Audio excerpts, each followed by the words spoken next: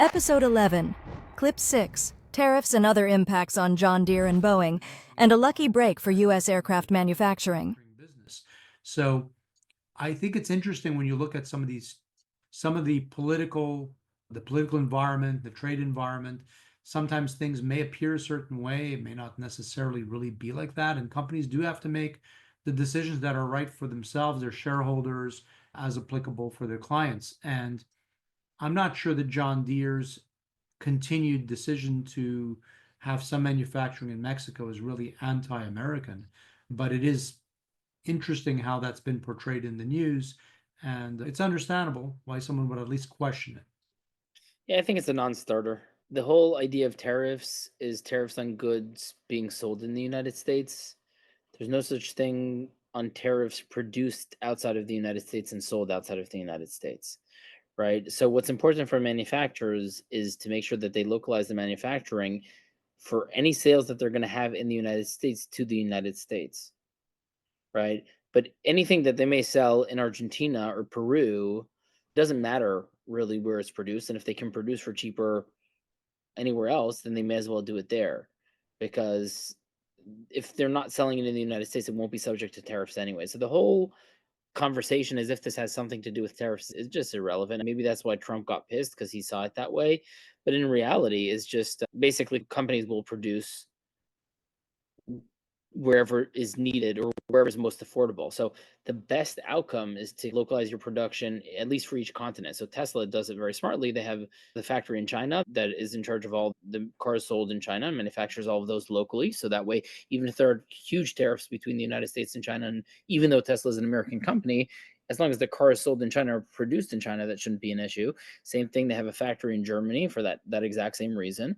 So that way, even if the tariff game in Europe changes drastically, they can still continue to sell cars that they produce in Germany with no need to worry about tariffs, specifically since they try and localize the supply chains as well. And then most notably is their production in the United States. People think that Ford is an American company, but Ford manufactures most of their vehicles outside of the United States in Mexico and Canada. The United States, Tesla is by far the most American car made, period, at least based on the amount of parts and processes. So in terms of total parts and components and processes, the vast majority of every single vehicle sold in the United States is manufactured in the United States. So that really is the outcome. So as long as John Deere has enough factories to supply the United States in the United States, any criticism Trump may have about what they're going to do outside to sell outside is beyond his scope of responsibility in any way, shape, or form, right? Because it's just the way these multinational companies work. And this isn't necessarily a negative aspect of that, because again, they're not trying to sell it in the United States. There's an interesting twist to that. So Boeing Corporation, which manufactures a lot of aircraft and an occasional rocket ship that may or may not work as designed, they lost a lot of business. It was reported this week that Ryanair out of Ireland canceled a large order. They're going to be probably getting their aircraft from France's Airbus. And there were several other companies that paused their orders as well. And the main reason had to do with the concern over parts and tariffs being imposed on parts that were foreign components in the aircraft.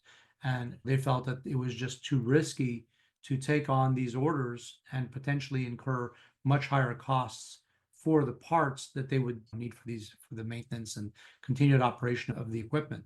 And that was reported widely as a massive blow to Boeing, which already had been somewhat embattled. And beyond that, that it was also a stark indication that the quote unquote Trump tariffs weren't really well intended and that there were some really bad consequences. And here Boeing was going to collapse or what was going to happen to Boeing. But we did get some very interesting news on the tail end of that seems to perhaps change the narrative. And don't you agree? Yeah. Do we have a clip for that? We do. Let's take a look. Now we will see the signing of the agreement of buying aircraft from Boeing.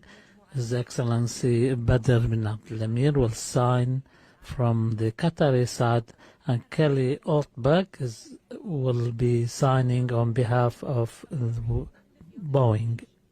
Between the State of Qatar and the United States of America. Boeing purchase agreement signed on behalf of the State of Qatar by His Excellency Bedr Mohammed Al-Mir, CEO of Qatar Airways Company, and on behalf of the United States, Kelly Ortberg, President and CEO of the Boeing Company. So that was the largest purchase, the largest sale of Boeing aircraft, I think, ever. Yeah, that is very notable. Like I was saying earlier, I think this is a gesture from the Qataris to Trump. I think the reason why Spirit canceled the order for American Boeing jets is not because of the parts and the expense and the fear of the tariff and that how that may influence the cost of parts. And I think that the reason Qatar did purchase the largest order ever of jets from Boeing is also not because of how good the Boeing plane is, because again, over the last 20 years, surprisingly, Airbus has overtaken Boeing basically on every metric that counts. They, first of all, they were the first with the fly-by-wire and having the kind of the stick the way it is in F-16s and computer games, to be honest. And they did have a lot of innovations in terms of the cockpit and the flight dynamics, and a whole lot more about that than I do. But they partnered with a phenomenal company named Palantir.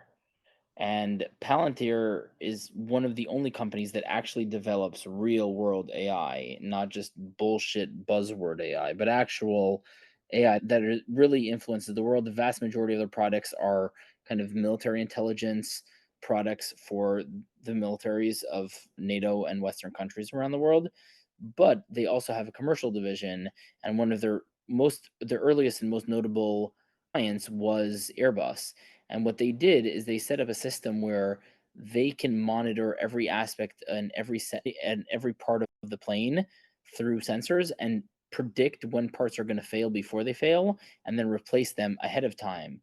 And this has saved just tremendous amounts of work and effort and time on terms of the airlines that operate these Airbus planes, but also in terms of Airbus's kind of maintenance and fixing things. It ended up reducing costs drastically and reducing downtime because you don't have to search for what broke because you know exactly what broke, and just made everything super, super efficient. So for a whole bunch of years, Airbus has just been better than Boeing at making jets. It's very sad to see, but that has been what was happening for a very long time. And it did see, and especially since Boeing failed both the bid for the F-22 and the bid for the F-35, so they weren't making any kind of predominant fighter jets either. It seemed like Boeing, like you mentioned, with their space initiatives failing too, like they were basically going to go bankrupt theoretically, or they could. And it seems like Trump tried to save them. So he saved them directly by giving them the F-47 contract instead of giving that to Lockheed Martin. And I think it's good because we do want to have two defense manufacturers as opposed to just one. It is good to have that balance. We should probably have 5 or 6. And then secondly is this deal where Qatar decided to purchase the largest order of Boeing's ever. Again, it probably has to do with waiting lines and stuff like that to a certain degree, but it's not because the American jets are better. It's this is a gesture of goodwill from the Qataris to the Americans. So yeah, we've already seen 3 aspects of this where they're giving gifts to Trump. So we saw they forced Hamas to release the American hostage, Joe Alexander. We saw the way they welcomed him, the order for the jets, and yeah, basically they've just been peppering Trump with gifts, and that's the way he likes it. Who doesn't like a nice gift, right? Just Yeah. a housekeeping note, you did, I think, misspeak. You mentioned Spirit Airlines. That's US based. It's actually based just up the street from where I am in Dania Beach, Florida. Spirit actually switched to Airbus a while back when Boeing was actually having a number of safety issues. So they run an Airbus fleet, but it's Ryanair that recently Ryanair, sorry, yeah. out of Ireland. But that being said, listen, these are all real concerns. I think with this very significant order, I think it gives an opportunity to Boeing to address the concerns that have existed and to be where it should be.